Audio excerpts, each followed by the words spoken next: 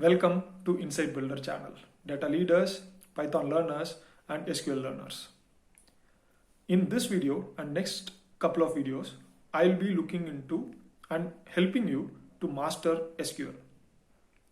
Why master SQL? SQL is ubiquitous, versatile. Whether it is going to be a simple smartphone or a very complicated Snowflake data warehouse, SQL is the workhorse. Why I say this? Data stays inside a particular server. In order to move the data, you need a pump. The pump is the programming languages. But SQL, on the other hand, collects the data and hands it over to the programming languages. You see the analogy here? It is taking the data and pushing it into the programming language execution environment, and then it moves. And it moves to the stakeholders, it moves to the visualization tools, it moves to the actual analysts and data scientists.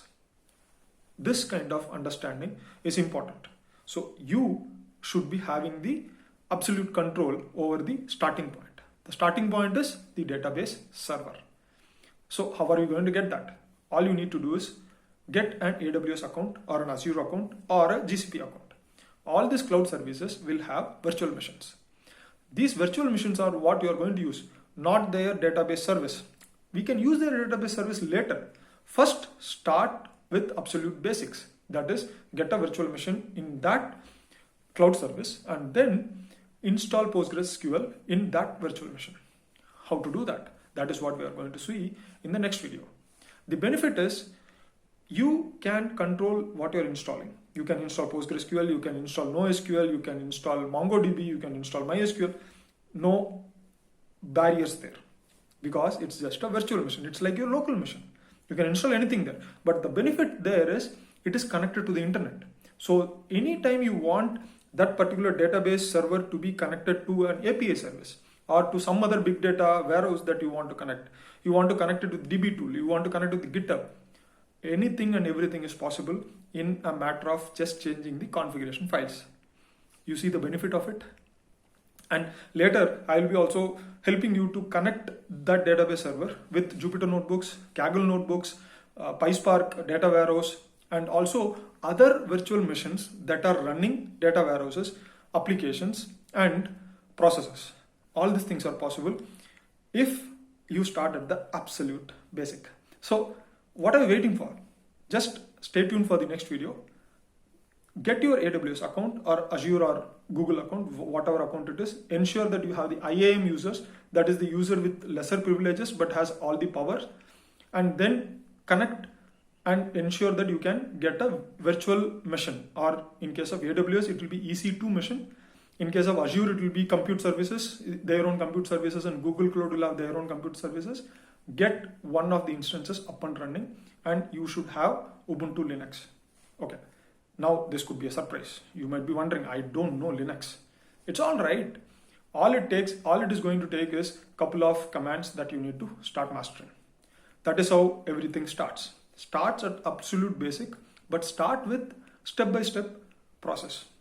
You don't need to think that this could be tough. Database server management is not for everybody. That is absolute lie. It is just a simple software that you're going to install it inside a virtual machine. And the moment you see that, you don't need to do anything. You have to just give 3 words of commands and it will start installing. So such is the power of the current ecosystem nowadays. So just relax, chill. I will show you the couple of how you should get the access to Ubuntu Linux. If you are using AWS, it's very, very easy. I will be showing it in the next video. And then from the browser itself, in fact, you are not even going to open the command prompt separately. You are not going to even SSH separately. I will show you in the next video. I will show you how to do that. But if you are new to Linux basically, then you can skip that. But in the next video, you will see how to use the database server from the EC2 instance from your own web browser. So stay tuned for the video, guys, and it's going to be fun. And the moment you can get access to such a database server and you start pushing the data and pulling out the data from it, there is no limit for the speed with which you can get the mastery. Again, these videos that I'm making is always geared towards practice, not just any kind of practice. Starts with absolute basics. So that way, once you start getting more complicated activities, it will be much easier.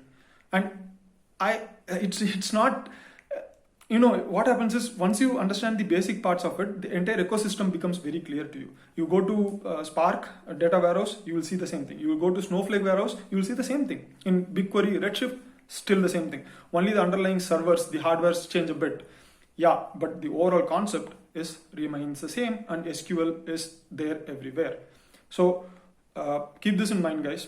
Absolute basics, practice is the key. And that is how we start mastering the art of SQL querying and database server management.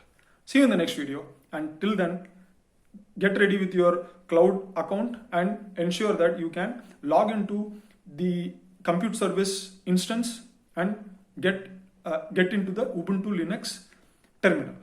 That is for this video, and stay tuned for the next video. See you guys.